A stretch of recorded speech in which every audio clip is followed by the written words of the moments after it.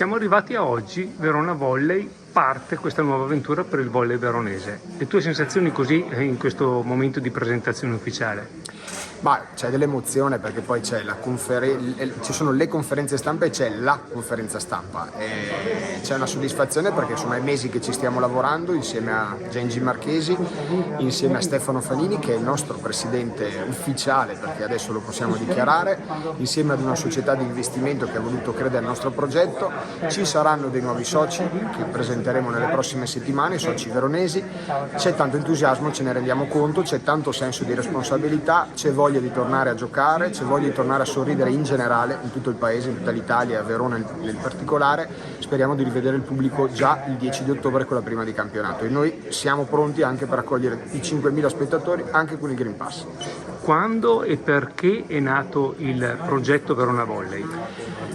Nasce a gennaio, perché in effetti è nato a gennaio questa idea con Marchesi, con Fanini, abbiamo avuto la possibilità di arrivare a questa società di investimento, a conoscerli, siamo riusciti con loro a fare un percorso insieme, ad avere il loro supporto umano in primis, perché quello è stato, e poi anche economico. Nasceva perché avevamo capito che il volley veronese rischiava parecchio.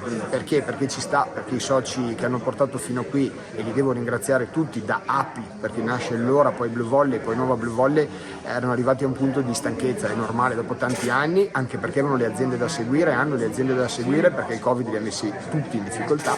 Quando abbiamo capito che c'era del rischio abbiamo detto dobbiamo fare qualcosa, perché veder morire il volley, io sono l'ultimo arrivato, però te ne appassioni anche se non vuoi del volley, abbiamo detto dobbiamo fare qualcosa. Da lì è nata questa idea malsana, perché ogni tanto Marchesi mi prende in giro quando mai ti è venuta questa idea, ci è venuta questa idea, però al di là delle battute invece siamo onorati, orgogliosi e felicissimi di aver fatto tutto questo. Obiettivi per questa stagione che, come hai anticipato prima, si spera possa rivedere il pubblico al palazzetto? Gli obiettivi sono di fare una stagione di combattimento, perché sarà una squadra che sveleremo nei prossimi giorni di grandissimi prospetti giovani, per cui pronti a combattere, pronti a dare l'anima per la nostra città, per la nostra maglia, per i nostri colori. Avremo bisogno proprio del pubblico anche per sostenerli, per dargli una mano. Sarà ovviamente una stagione iniziale di un percorso che nei prossimi anni vogliamo porti a vincere, che è quello che dice Rado Stoic tutti i giorni.